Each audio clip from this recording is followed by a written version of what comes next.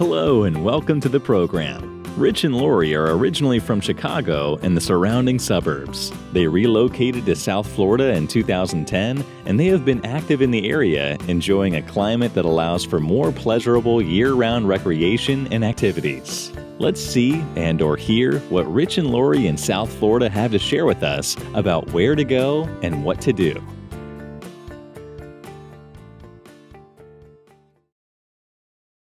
Well, hi and welcome to episode 3 of Rich and Laurie in South Florida. We're back in the Long Pine Campground area. I'm Rich, by name only. I must be Laurie. Again, we're back here in Long Pine Key Campground. We mentioned this campground in episode 3, and in fact, to get back here, you come through the Everglades entrance, just like going to the Royal Palm and Hinga Trail from episode 2, and you go past the entry gate, pay the entry fee to come into the park, and instead of turning left at the first exit, that was the Royal Palm and Hinga Trail exit that we talked about in episode 2, you continue for about another mile or two to another sign where you make a left turn at Long Pine Campground. Right, and remember they should look for alligators on the way in. Yes, don't forget, look in the culverts along that road that you're coming in before you make the left turn. A lot of people just drive past them and they just miss so many of them, but they're down in the culverts next to the road. And remember, a culvert is where the water runs under the road and then comes out on the other side. You can even park there in the grass and get out of your car and walk carefully up to the culvert. And there's generally an alligator laying in there. Yeah, sometimes you see those white birds too. And I always say that the alligators have the birds right next to them, and I don't know why they don't eat the white birds. Yeah, it's my contention, and I don't have proof of this, but I think that if the alligator were to get any prey, it would leave scraps behind, and I think that's what the birds are looking for. But as Laurie said, there are these white birds that are standing along the sides of the water, and when you see the birds, there's generally an alligator there. You might have to look close. They might not always be above the surface, but you can see their backs. They're generally just sunning in the sunshine. Yeah, it's another beautiful day here today.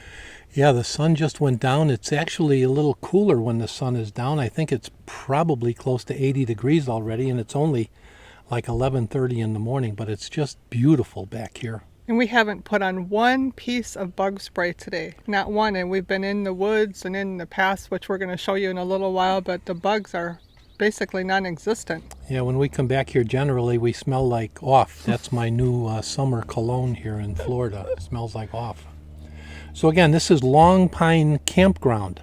It's the same campground where we shot episode 2, but we're on the other side of the lake. And you can see behind us, there's somebody packing up their tents. They were here last night. Yeah, probably for the night or maybe a couple of nights, and they just happen to be leaving. Now, we're actually filming in one of the campsites. Obviously, there's nobody here camping, so we just used their picnic table, and there's a nice fire ring, and we just had a quick lunch. It was very quick. Yes, it was. Here, take a look.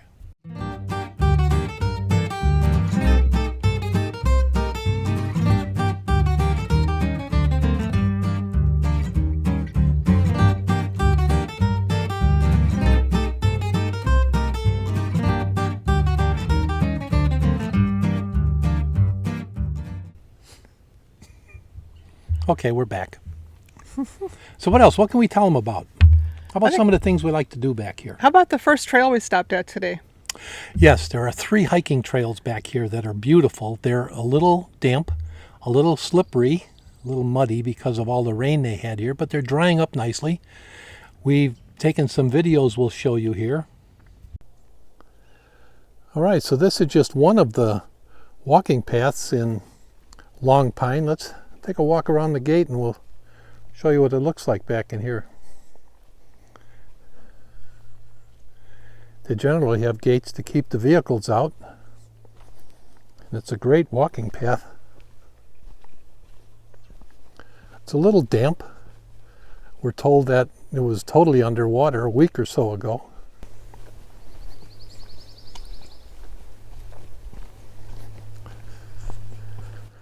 We do this a lot in the summer. Great birds. Can't hear too many of them now, but it's a beautiful path. When it dries up, we can also ride our bikes back here. And the other thing we do on these trails is actually ride our bikes. You can ride bikes back here when they dry out. It's a little bumpy, but as we mentioned in our last episode, we bought e-bikes and we can't wait to bring them out here and just take them on these trails. It's a beautiful, beautiful ride. Yeah, you could pack a lunch and go out there, and there's a lot of different terrains. There's one particular trail that we went to that's called the 3-part trail or something. We're going to show you a map of all the trails of Long Pine Key, and when we talk about each one of them, we'll bring them up on this map. So you should be looking on your camera now and see the schematic of Long Pine Key with the trails. Yeah, and also I think someone told us there's 5 dominant species of pine trees here in this southern Florida area. We'll see if we can't get some information on those for you. But they're prevalent. They're just everywhere we're looking right now. There's pines everywhere. The trails are really well kept too. Today I noticed that they were a little bit closer grown than what we're usually. So as you're walking down the trail, you had some brush maybe near you or next to you where it used to be wide open. And it could just be the time of year, or maybe because they were so wet that you couldn't get through earlier without slipping and sliding. But they're really well marked. You can't get lost if you stay on the marked trail. Yeah, I think it's because of all the water, the rain that we got. There was no way to come back here and trim any of this, and it just grew like crazy. Again, this has been an unusually wet season. It's not even the rainy season, but there has been an awful lot of water here. Well, then we went to the second trail, which is, the first trail is like an old road, and it's really nice and wide. You could ride bikes side by side. But the second trail we went on today is definitely one person at a time, and you really have to watch for the stumps and the roots and solution holes. A solution hole is a hole in the limestone, and it can be anywhere. And here, let's take a little look at some of them. Solution holes are something you have to pay attention to. They can be anywhere from a foot to 6 feet deep. So these solution holes can be dangerous if you were to step in them. Generally, you can see them before you get to them. This one that we're showing you happens to be off the side of the road, but there are some big ones that are treacherous. Yeah, there's one that's down the road that's like 5 feet deep and 10 feet across or whatever that we've shown in the past, or we'll show you guys in the future on our way to the Nike missile site. It's maybe overgrown now, so it might be harder to see, but it's huge. Yeah, that's a dangerous one. This path that we're showing you now, or the one you just looked at, is probably our favorite. It's certainly my favorite. We've taken our bikes back here before, and it opens up to a field, and we've ridden our bikes across that field, and those were just the regular pedal bikes, so if we did it with those, I'm sure we can do it with the e-bikes. But again, it all has to do with these trails drying up, and I would say if we don't get any severe rain in another 2 weeks or so, we should be able to get back out here with bikes. The rangers also have a bike ride every morning. There's a group that get together. They supply the bikes, and I think they have about 15 or 20 of them. We've seen a lot of them. And it's a ranger-guided tour, and they actually ride the bikes back through these trails, and they talk about all the vegetation and the land and give you a good explanation of the Everglades. Yeah, when they are running them, I think they're waiting for it to dry up a little more. It is free. You do need to make a reservation at the Co-Visitor Center, but that's just one of the many tours that you can take for free with the ranger-led tour at the Everglades. The other thing we saw is some evidence of fire. Looked like there were some controlled burns. I think that they do that quite often to keep the brush from overgrowing, and if there is a fire, then it doesn't spread as much. Yeah, very often we see fire trucks here in the Everglades with all their lights flashing naturally, and it's called a controlled burn, where they put down an expectorant around an area and then they light it, and everybody just stands around and watches the fields burn. But it also burns the bottoms of the trees. And I think in one of these pictures you'll see the black bottom of the tree that Laurie is referring to. That's the result of a controlled burn. The lake that we saw in episode 2 that was behind us when we filmed that episode is a lake where there's generally some fishing, and we saw some people fishing in it this morning. You can't take a boat in it, but you can fish from shore. Yeah, and I was surprised right off of the parking lot in the day parking part or the day picnic area on the Long Pine Key Campground facility. There, if you walk from the parking lot towards the lake, there are more picnic tables and fire rings, which I'm sorry to say, as many times as we've been out here, I have never seen them there. And I'm really excited to come back now and actually cook out a lunch rather than peanut butter and jelly. But there were probably close to a dozen other tables there. So if the tables right by the road are filled, take a little walk back further. Yeah, in the area where we filmed or shot episode 2, in fact, on that picnic bench is where we often we stop in town on the way out here and we grab a box of Kentucky Fried Chicken and we come out here and just sit in the wilderness and listen to the sounds of the Everglades and eat chicken.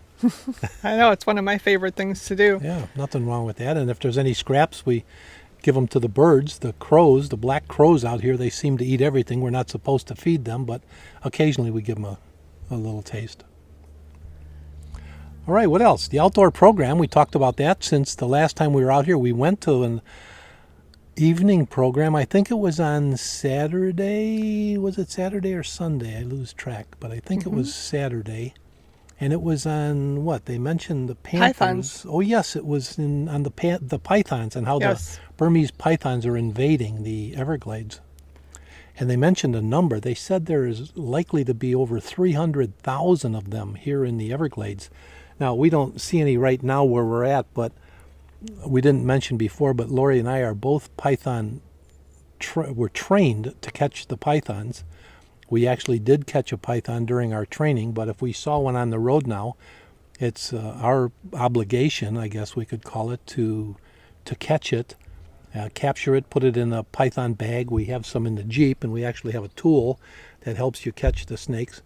And we put them in a bag and we take them to the Beard Research Center where they do some research on them, and then they unfortunately destroy them because they're not native to the area and they're just eating everything. There are no squirrels here, there are no possums, there are no raccoons. The snakes are eating everything. We did see a lady along the side of the road on our way in who had a hold of her python stick and looked like she was looking for one in the water, though, but I thought that was strange. How did you use the stick in the water? Yeah, you wouldn't use the stick in the water, but the snakes do swim. Pythons do swim, and the stick Laurie's referring to is just a handled device with like a fork on the end of it, and it actually traps the python's head. You just pin it to the ground, and then you can walk up and pick it up behind the head. And if you don't have one with you, you can use your arm or your hand to do the same thing, to put it behind the python's head and then reach down and grab it. And they do wrap themselves around you, but they're really not dangerous. They don't bite, but sometimes they're scary. The biggest one out here was 18 feet long, and it weighed almost 200 pounds. And I don't know how we'd catch a snake that's probably that big around, but we've not seen them that big. We figured out that if we ever had to catch one, though, you get the head and I'll take the tail. Yeah, the idea is to, and I know this sounds crazy, but the idea is if you see one in the bush, you are to grab them by the tail. You don't want to go to their head right away because they're still very powerful. So you can grab them by the tail and just keep the snake stretched. And as it tries to free itself, it tires itself out. So you grab the tail, walk backwards with it a little bit, let the snake tire itself out, and then you can walk up from behind it, not from the sides, but behind it because it can't see you coming. And then you just reach down behind the head and grab it and put it in a special bag and mark it and take it to the Beard Center. Yeah, they said at this talk that the park is looking at just getting used to living with a certain number population of pythons, that they're never going to be able to extinguish them in total, that there's never been an invasive species in the world that was extinguished in total. And we do need to set a disclaimer here that this is all just our opinion, what we remember. If we have something that isn't factually exactly perfect, feel free to put a note in the comments to put down what it should be, but we're just going from our memory. We're not research scientists. Yeah, in fact, since our training, we only caught one python. We don't actively go out and look for them. Not to dwell on this subject, but I just happened to think of something that I found very interesting. The big ones that are caught, they often tag them, and they let them go back in the wild, and they actually search for them by helicopter. They bring helicopters over the Everglades, and they look down to see where those snakes are and see if they're congregating, and if they are, they go after the congregation, so that's pretty cool. All right, let's get off of snakes. That's pretty creepy. You creepy? I know you don't like snakes. No. I don't either, really, but yeah, the campground here has separate areas for RVs and tents. You can put a tent in an RV spot, but obviously you can't put an RV in a tent spot. Right. And I think this is a tent spot here. Yeah, I think we're in a tent site right now, and behind us, I think, are they gone yet? No, they're still here. But that's a nice sized tent. They've probably been here for a couple of days. We have camped out here. We have maybe a 12 by 20 tent, a big one, and a 10 by 10 screen room. So if it gets buggy in the summer, we just sit in the screen room and just enjoy the outdoors. It's spectacular out here. One of the other things we like to do, if I can continue here for a minute, Sure. is walk these trails at night. Now that sounds really creepy, but we have flashlights with red covers on them, and the red light is not as bright as the other lights. And one night last year, we came upon this spider. We'll show you a video of this spider actually building its web. And we turned off the red light, turned on the white light, and shined it on the back of the web. So you can watch this spider here in this little video building a web. It was really cool. It looks scary now, but it was just spectacular. And there's so many spiders that come out at night. Fortunately, most of them build their webs above our height. And I did see one on our way back today. I saw the web in the reflection, and I waited to see when you walk through whether you were going to catch it or not. And it was over your head. But anytime we walk in the woods, he always has to go first to break the spider webs. And we're going to 9 Mile Pond this weekend, I believe. And guess who's going to have to go first? Because and you can't even look up at 9 Mile Pond if you have a fear of spiders, because they build webs across the mangroves. But if you're going straight ahead, you don't even really see them. I was going to mention that. They tell you when you rent kayaks here, if you don't look like spiders, don't look up. Because, as Laurie mentioned, they live in the canopy of the trees, and they spin their webs from tree to tree. And I'm not exaggerating. You can be in a kayak, paddling a kayak, and when you look up, you can see 50 spiders. I don't look up. In just this tangled web of spider webs. It's beautiful but scary at the same time. I think this campground has been filled the last few nights. I know that the tent sites, they don't let you pre-assign in advance. There is also a group tent site that has enough space for several families, and you can reserve that one, but you can't reserve specific sites. They're all really good. There are a couple that have a lake view, you could say, but the greenery that grows up pretty much blocks most of the lake view. As you're talking, I'm looking at that fire ring over there, and we've had breakfast out here where we bring charcoal and charcoal lighter and a cast iron frying pan, and Laurie makes pancakes, and we've made 1.5 pounds of bacon at a time and probably 6 or 8 eggs. And I'm telling you, even toast, you can even make the toast out here on the fire ring and the grating that goes over it. But I'm telling you, there's nothing like eating outdoors. And breakfast, we've had lunch, as we mentioned, with the Kentucky Fried Chicken. Dinners, we've done steaks out here. We've baked potatoes. There's nothing like taking a can. This is making me hungry. There's nothing like taking a can of these bush beans and molasses and opening the top and just setting it on the side of the fire ring until you can see it start to boil. I'm getting hungry now. Can we stop this? Well, if you want to make a reservation for an RV site, there's an online system for that. It's something new the last few years. There's a contractor who's taken care of the campsite, which they're doing an awesome job. We didn't see hardly any trash. People have been really good at picking up after themselves, and everything is well kept. There are bathrooms here, and you'll see a picture. I shot a picture of a bathroom, and I did make sure there was no one in there first.